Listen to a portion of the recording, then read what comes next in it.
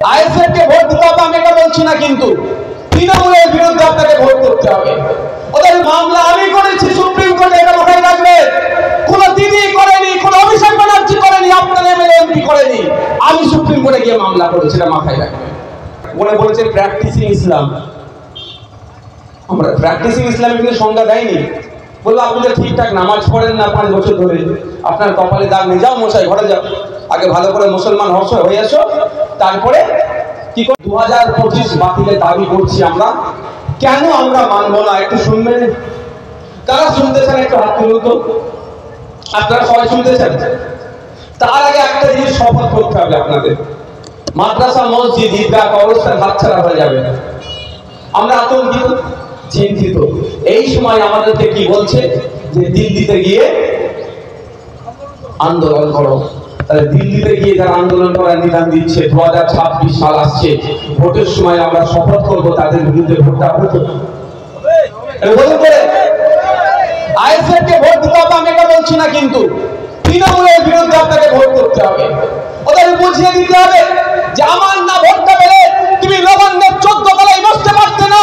আজকে আমার মাদ্রাসা চলে যাচ্ছে, মসজিদ চলে যাচ্ছে, কবরস্থান চলে যাচ্ছে, তুমি আমাকে দিল্লি যাওয়ার বিধান দিচ্ছ।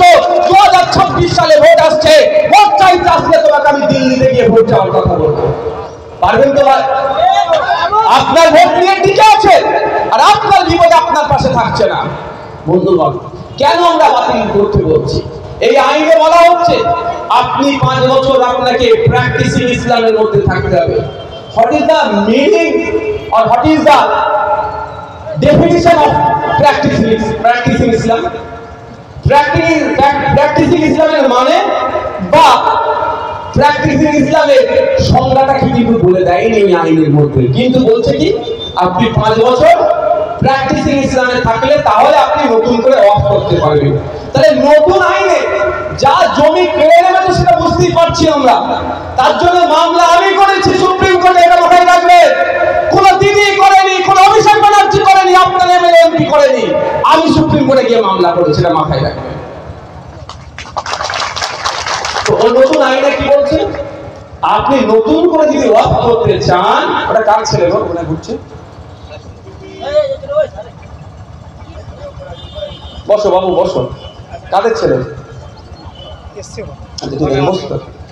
নতুন করে যদি অফ করতে চান তাহলে কি হবে?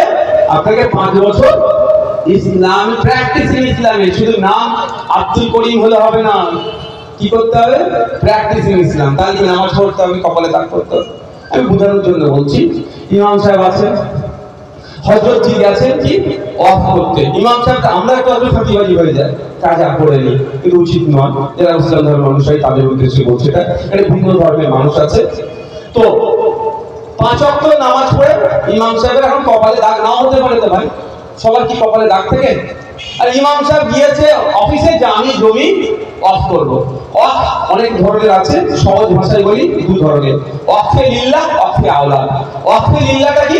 মাদ্রাসা মসজিদ আল্লাহর রাস্তায় যেগুলো উৎসর্গ করা হয়।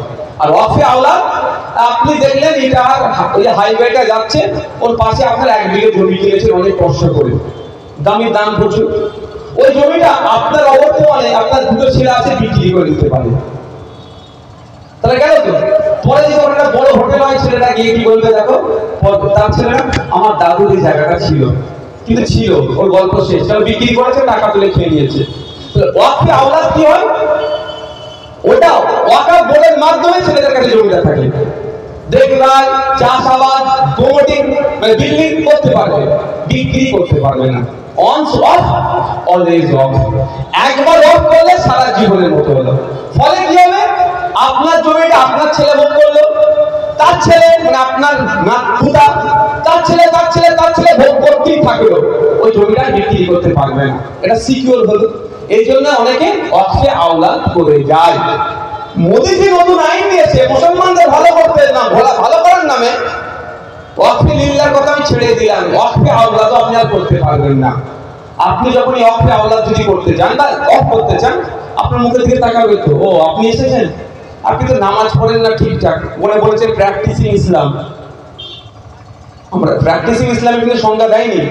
বললো আপনি তো ঠিকঠাক নামাজ পড়েন না 5 বছর ধরে, আপনার কপালে দাগ নেই, যাও মশাই ঘরে যাও, আগে ভালো করে মুসলমান হয়ে আসো, তারপরে কি করবে? অফ করবে। দেখেন ইমাম সাহেব বলছে আমি নিজে ইমাম, আমি আমার পেছনে লোক নামাজ পড়ে, আমি বলছি নামাজ পড়েনি, রাগে গিয়ে কপালে হয়তো কিছু দিয়ে ছিঁড়ি করে তো দাগ করে নিয়েছে। পরের সপ্তাহে অফিসে গেছে, এটা ভালো ঠান্ডা মাথায় বুঝবেন আমি কি বুঝাতে চাইছি। পরের সপ্তাহে অফিসে গেছে, গিয়ে কি হয়েছে? স্যার দেখুন আমার কপালে দাগ। ও আচ্ছা কপালে দাগ। এবারে 29টা রোজা গিয়েছিল, আপনি তো 4টে রোজা ছেড়ে দিয়েছেন, যান 5 বছর ধরে ভালো করে রোজা রাখবেন, তারপরে আসবেন। কি হবে তখন? কি হবে বলেন? ইমাম সাহেব প্রমাণ করাতে পারবে? পৃথিবীতে কোনো মেশিন আছে গায়ে লাগিয়ে এইবারে আমি 29টার মধ্যে কটা রোজা রেখেছি প্রমাণ করানোর জন্য? তাহলে সমস্যা তৈরি হলো। তাহলে ইমাম সাহেবের দিয়ে উদাহরণ দিচ্ছি, আপনি আপনাদের দূরের কথা।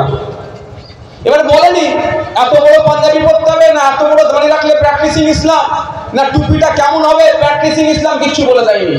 বুঝতে পারছেন মানে কোথায় সমস্যা তৈরি করেছে? আগামী দিনে না অফ করতে পারে, এর বিরোধিতা করছে। এবার এই আইনটা আনলো কেন? আইনটা আনার হচ্ছে মোদিজির কিছু বন্ধুদের নজর পড়েছে ভালো ভালো জায়গাতে, এই জায়গাটা আমার লাগবে। আর যে জায়গায় নজর পড়েছে সেই জায়গার 30% ওয়াকফ প্রপার্টি। মোদিজির বন্ধুদের নজর পড়েছে জঙ্গলে রিসর্ট বানাবে, কিন্তু জলজমি জঙ্গলের স্বাভাবিক অধিকার কাদের? আদিবাসী সম্প্রদায়।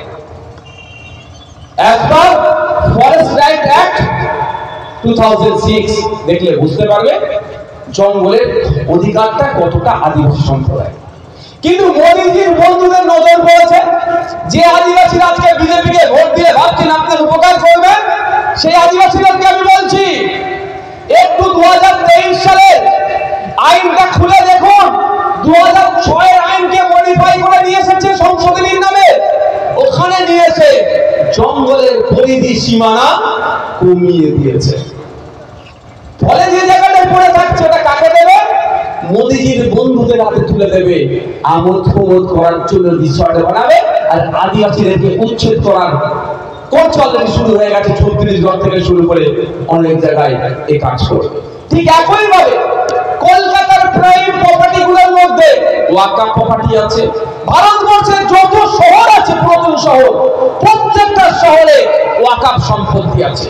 আর ওই ওয়াকফ সম্পত্তি কবরস্থান, ঈদগাহ, মাকবারা, মাজার, মসজিদ এগুলো আছে মেন কেন্দ্রীয় স্থলে। ওইগুলো এখন নজরে পড়েছে কার? মোদিজির বন্ধু শিল্পপতিদের, তারা নিতে চাইছে। তো কিভাবে এমনিতে কেড়ে দিতে পারবে না?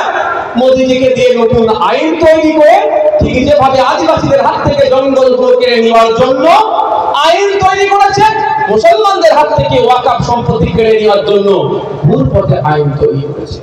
কেমন ভাবে কাটছে আপনারা একটু জেনে রাখুন। প্রথমটা কি বললাম? নতুন করে আর অফ করতে পারবে না, রাস্তা বন্ধ করে দিচ্ছে। দ্বিতীয়টা হচ্ছে কিভাবে জায়গাটা কাটবে। এই আইনে বলা হচ্ছে যে আপনার ওয়াকফ বা ইউজার, অর্থাৎ আমি যদি সহজে বোঝানোর জন্য বুঝতে পারি, আপনাদের কারো খারাপ লাগছে না তো? এনার্জি নষ্ট হচ্ছে না? যদি এনার্জি নষ্ট হয়ে যায় আমি শেষ করে দেবো, এরপর আমাকে যেতে হবে সোজা করে, মধ্যখানে একটু টাইম পাবো রেস্ট। আমি তো চাইবো, আমি তো ভাবছিলাম আমাকে বলবে বাপিদারা আর আমাদের আনোয়ার ভাইরা বলবে যে ভাইজান বৃষ্টি হচ্ছে আজকে প্রোগ্রাম হবে না, আমি খুশিতে ঘুরে চলে যেতাম। বিশ্বাস করুন কিন্তু বললো না, শেষ সন্ধে নিয়ে আসছিল।